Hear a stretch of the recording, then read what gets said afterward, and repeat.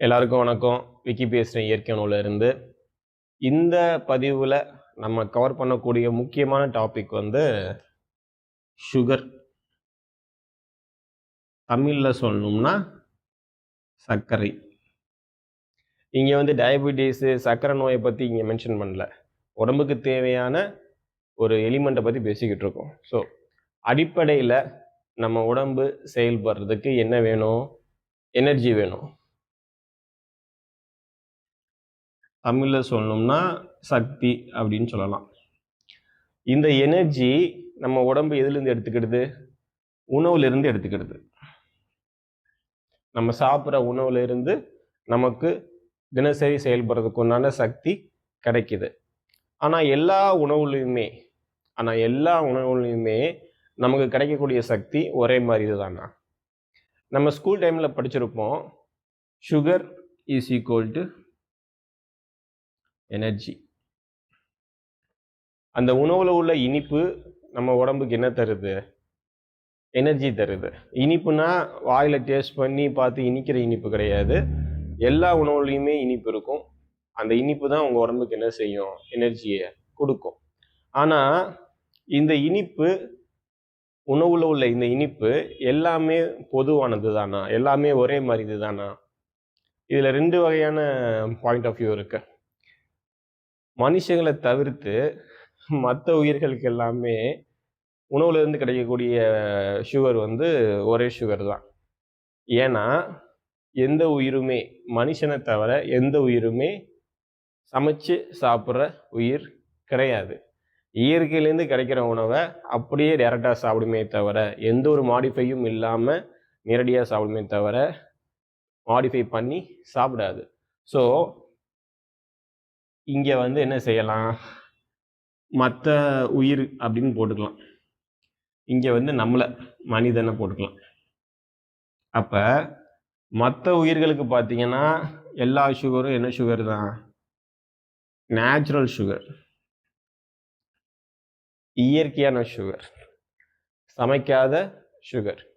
இந்த நேச்சுரல் சுகருங்கிறது நல்லது. ஆனால் மனுஷங்க பார்த்தீங்கன்னா இயற்கையிலேருந்து கிடைக்கக்கூடிய உணவை சமைக்காமலா சாப்பிட்றோம்? எல்லாத்தையுமே என்ன தான் செய்கிறோம்? சமைச்சு தான் சாப்பிட்றோம். அப்போ அந்த சமையலில் இருந்து வரக்கூடிய சுகர் வந்து என்ன கிடையாது? இயற்கையானது கிடையாது. அது வந்து செயற்கையான சுகர். இன்னொரு மொழியில் சொல்லணும்னா கெட்ட சுகர். அப்போ மனிதனை தவிர மற்ற உயிர்கள் உடம்புல பார்த்தீங்கன்னா முழுக்க இருக்கிறது ஃபுல்லாக நல்ல சுகர், நேச்சுரல் சுகர். அதனால தான் அதுக்கு நோய் கிடையாது, மருந்து கிடையாது. இயற்கை உணவை சாப்பிட்டு முழு ஆரோக்கியத்தோடு இருந்து இயற்கையான மரணத்தை பெற்று இந்த உலகத்தை விட்டு போகுது. ஆனால் மனுஷன் ஜீவராசியோ தான் உணவை சமைச்சு சாப்பிட்றதுனால, 3 வேளையுமே சமைச்ச உணவை சாப்பிட்றதுனால அவன் உடம்பு முழுக்க என்ன சுகர் தான் இருக்கும்? இந்த கெட்ட சுகர் தான் இருக்கும். இந்த கெட்ட சுகர் மூலியமா நோய் வந்ததுக்கப்புறம் என்ன சாப்பிடுவீங்க? மருந்து சாப்பிடுவீங்க. மருந்து சாப்பிட்டா என்ன ஆகும்? உடம்பு கெட்டு போகும். உடம்பு கெட்டு போச்சுன்னா என்ன ஆகும்? மரணம்னு சொல்லக்கூடாது, நம்ம அதை தற்கொலைன்னு தான் சொல்லணும். ஏன்னா உடம்பு தன்னைத்தானே கெடுக்காம இயற்கையா போய் சேர்றது வேணா மரணம்னு சொல்லலாம். ஆனால் நீங்கள் உங்கள் உடம்பை கெடுத்து மருந்து சாப்பிட்டு உடம்பை கெடுத்து பாலாக்கி 100 நாளைக்கு 100 வருஷத்துக்கு மேலே வாழ வேண்டிய நீங்கள் சீக்கிரமாக போய் சேர்றத வந்து மரணம்னு எப்படி சொல்ல முடியும்? அது தற்கொலை தானே. ஏன்னா ஒரு நாளில் தற்கொலை பண்ணாமல் ரொம்ப நாள் கழிச்சு கொஞ்சம் தற்கொலை பண்ணுறீங்க, அவ்வளோதான் வித்தியாசம். ஸோ இங்கே என்ன நடக்குது? கெட்ட சுகர் உடம்புல அதிகமாக வந்து நோய் வாய்ப்பட்டு அதனால மருந்து சாப்பிட்டு அதனால உடம்பு கெட்டு போய் தற்கொலை தான் நடக்குது. ஸோ இந்த பதிவை பார்க்குறவங்க எல்லாருமே ஒரு நிமிஷம் யோசிச்சுப்பாங்க. பாருங்க, உங்கள் உடம்புல எவ்வளோ சதவீதம் இயற்கையான சுகர் இருக்குது, எவ்வளோ சதவீதம் செயற்கையான சுகர் இருக்குது. இல்லை உங்களை சுற்றி உள்ளவங்க, உங்கள் குடும்பத்தில் உங்கள் ஃப்ரெண்ட்ஸ் எல்லாத்தையும் யோசிச்சு பாருங்கள், எவ்வளோ சதவீதம் இருக்கும். ஒருத்தர் பழமே அதிகமாக சாப்பிட்றது இல்லை, எப்பயுமே சமைச்ச உணவே சாப்பிட்டுக்கிட்டு இருந்தாங்க அப்படின்னா கண்டிப்பாக 100% உடம்புல என்னதான் இருக்கும், கெட்ட சுகர் தான் இருக்கும். இப்போ நம்ம மெம்பர்ஸில் நீங்கள் காலையில் பழம் வாங்குறீங்க இல்லையா, ஸோ நீங்கள் காலையில் பழம் ஒரு வேளை ஃபுல்லாக சாப்பிட்றீங்கன்னா உங்கள் உடம்புல எவ்வளோ சதவீதம் கெட்ட சுகர் இருக்கும்.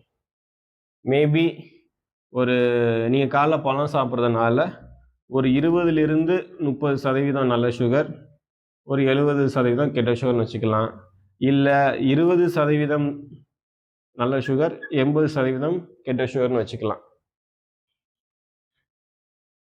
ஸோ நீங்கள் ஒரு 20% என்ன செஞ்சிட்டீங்க, உங்கள் உடம்ப கெட்ட சுகராக இருக்கிறத இயற்கையான சுகராக நல்ல சுகராக மாற்றிட்டீங்க.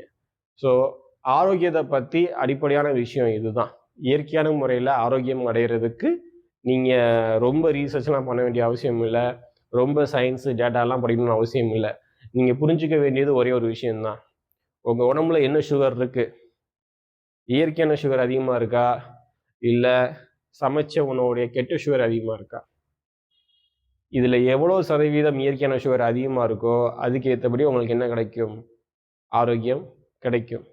அப்போ சிம்பிளாக சொல்லணும்னா ஆரோக்கியம் கிடைக்கிறதுக்கு இந்த 20% நல்ல சுகராக இருக்கிறத 80% மாற்றணும். இந்த 80% கெட்ட சுகராக இருக்கிறத 20%க்கு கொண்டு வரணும். இதை நீங்கள் செஞ்சாலும் என்ன ஆயிரும், ஆட்டோமேட்டிக்காக உடம்பு இயற்கையானதா முழு ஆரோக்கியத்தோட ஆட்டோமேட்டிக்காக வந்துடும். நோயை பற்றி ஒரு கவலை இல்லாமலே என்ன செய்யலாம், வாழலாம். ஏன்னா இயற்கையான சுகர் உங்கள் உடம்புல அதிகமாச்சுனாலே நோய் எதிர்ப்பு சக்தி அதிகமாகிடும், உடம்பு சுத்தமாக இருக்கும், உடம்பு தன்னை தற்காத்துக்கிறதுக்கு உண்டான முழு பலத்தோட செயல்படும். அப்போ உங்களுக்கு நோய் வரக்கூடிய தன்மையும், நோய் வந்தாலும் சீக்கிரமாக சரியாகக்கூடிய தன்மையும் ரொம்ப ஈஸியாக உடம்புக்கு கிடைச்சிரும். அப்புறம் அதை பற்றி கவலைப்பட வேண்டிய அவசியம் கிடையாது. ஸோ சிம்பிளாக சொல்லணும்னா உங்கள் ஆரோக்கியத்துக்கு உண்டான முதல் விதி, உடம்புல என்ன சுகர் இருக்குது, உங்கள் உடம்புல இயற்கையான சுகர் இருக்கா, இல்லை உங்கள் உடம்புல சமைச்ச உணவோட சுகர் இருக்கா. சிம்பிளாக சொல்லணும்னா உங்கள் உடம்புல எவ்வளோ நல்ல சுகர் இருக்குது, உங்கள் உடம்புல எவ்வளோ கெட்ட சுகர் இருக்குது, இந்த அளவு எவ்வளவு. கெட்ட சுகருடைய அளவை கூட்ட கூட்ட உடம்பு பாலாகும், நோய்வாய்ப்படும், கழிவுகள் உண்டாகும், உடம்பு வெப்பமாகும், சீக்கிரமாக தற்கொலையாகும். ஸோ இயற்கையான சுகர் அதிகமாக அதிகமாக உடம்புடைய வெப்பம் சமநிலைக்கு வரும், கழிவுகள் வெளியேறும், இரத்தம் சுத்தமாகும், நோய் எதிர்ப்பு சக்தி அதிகமாகும், நோய் வராத ஒரு வாழ்க்கை முறையை வாழ முடியும், ரொம்ப நாள் உயிரோடு இருப்பீங்க. உங்கள் பேரனை பார்க்குறதுக்கு, உங்கள் பேரனோட பிள்ளைகளை பார்க்குறதுக்கு முதற்கொண்டு நீங்கள் என்ன செய்வீங்க, உயிரோட இருக்கலாம், நோய் இல்லாமல் முழு ஆரோக்கியத்தோடு இருக்கலாம். அதுதான் அங்கே முக்கியம். ஸோ இந்த பதிவில் சுகரை பற்றி ஒரு க்ளீனாக ஒரு விவாதிச்சிருப்போம்னு நினைக்கிறேன்.